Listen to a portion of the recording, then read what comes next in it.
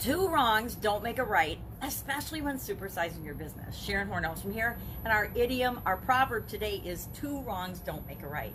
This is an idiom that first showed up in the United States of America in 1783 in a letter by Benjamin Rush, I believe. And he basically said, two wrongs don't make one right.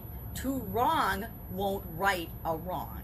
So to do something else wrong just because someone else did something wrong, it's never going to make the situation better or make it right.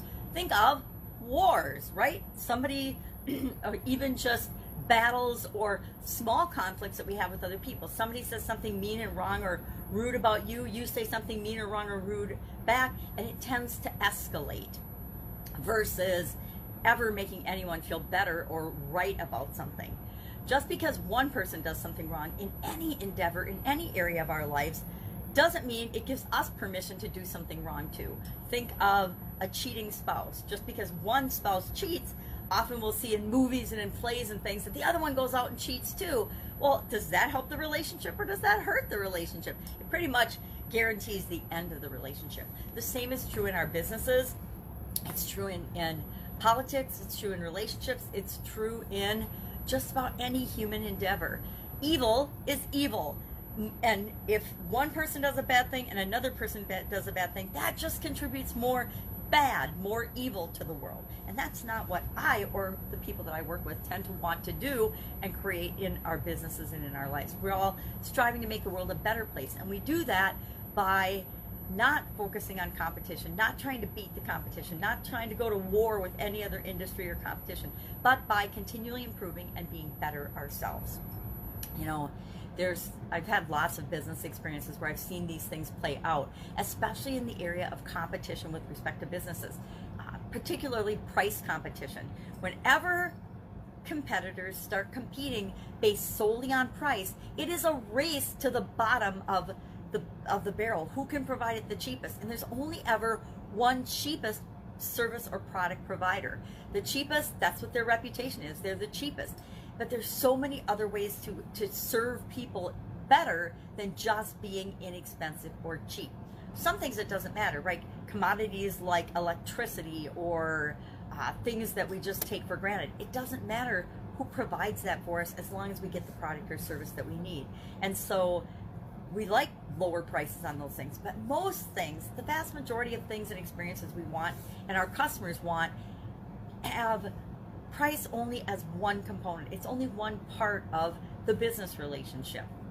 So I remember in the fireworks business, there was always this 2-for-1 or buy one get 5 free mentality, which was a race to the bottom of a price situation. And our family sold fireworks for like 25 years or so, and then my brother-in-law took it over. But we decided a couple of years into it, after fiercely competing with everybody else and getting into those little competitive wars, we just stopped and said, this isn't right. The only person that's winning in our price wars and our competition is our supplier. Because guess what? The same firework vendors supplied all of us with fireworks. So he loved that we were doing 2-for-1s and 3-for-1s and 5-for-1s and competing on price and battling one another, because it meant he moved a lot more product, which guess what?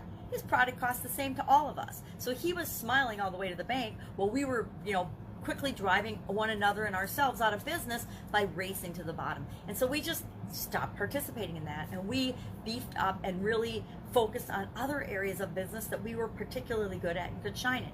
We, as a family, had been doing fireworks and loved fireworks for years, so we actually had blown up everything in the place more than once, and so we could explain to people and find them and direct them and customize what they wanted based on the kind of show that they wanted. If they wanted loud and noisy and obnoxious, we could give them that. If they wanted beautiful colors or crackly, popcorny, whatever effect they wanted, we could point them to the direction of the things that would give them the show that made them happy. And guess what?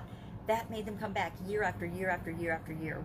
My brother-in-law is still serving people that were kids when they first came to us, and now they're adults and they're bringing their families to our business because we found ways to serve them that was of much more value than just giving them the cheapest price. Guess what? Our prices across the board ended up being cheaper and a better value because we didn't play the pricing game. We didn't, mark prices up so that we could give 1 or 2 or 3 away free with everything that we purchase. So everybody, all the customers actually got a better deal because our pricing was better and more consistent than anyone else. By only competing with ourselves, not competing with everybody else on their terms, but by setting up the game so that we could do the right thing from a big picture standpoint for everyone, not just play the games that other people play. You know, we're seeing this now in politics and in life, and there's this really frightening to me shift of people tolerating unacceptable behavior. People just looking the other way because they think the ends justify the means, which we talked about a while ago. Evil prospers when good people do nothing. Evil prospers when we don't care about the journey, we only care about the result. And there's a lot of people that teach that, and it just makes me cringe because we don't win at all costs. Like, there was a lot of that in corporate America. When I was in corporate America, right, there's only so many positions at the top, so all of the underlings are fighting for those positions and vying for those positions and competing with one another, when instead of competing with one another, they should have been working together to make the entire organization stronger. But as long as you have those few coveted spots, there tends to be some people that say the end justifies the means. I'll do whatever it takes to get that vice president position, or I'll do whatever it takes to get what I want out of my career, and I'll step on other people to get that way. Yikes. You know, if we want to make sure that we're not creating that type of an environment in our businesses as we're growing, because our culture is up to us. It's up to us to draw that line in the sand and let people know what behaviors are okay and what behaviors we absolutely won't tolerate. And it's not just a matter of getting in trouble with regulators or the law. It's about doing the right thing and feeling good about the business that you're creating. You know, truth, honesty, integrity, that's the kind of people that we all want to do business with, bottom line. And so we want to watch out for things like, you know, I was in corporations where they had corporate spying and corporate espionage in these bigger corporations, and I'm like, you gotta be kidding me. You think that that's just things that you see on TV, but it happens in a lot of industries. It happens in business, it happens in politics, it even happens in religion, right? Wouldn't we think that in religion, evil shouldn't be involved? But we've seen, you know, centuries of evil because things corrupt and evil sneaks in if we're not watching and you know, kind of steeling ourselves against and deciding we just won't participate in things that aren't right.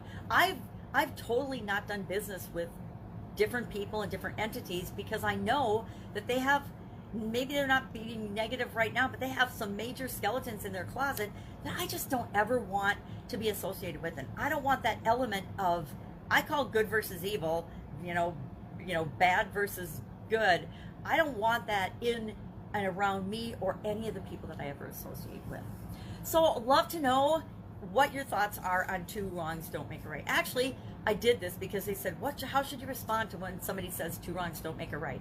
But three lefts do. And I actually drew that out on paper because I was thinking about it in my mind. I'm like, yep, three lefts do make a right. If you make three left turns, you're now going right. So maybe we need to think more about, yeah, we all make mistakes and we all do things wrong, but let's learn from those mistakes. And so we get two left turns, two wrong things to make a right. It's not that I don't give people second chances, and I do 100% believe people can change, but I look for character and integrity and trustworthiness when I'm doing business with people.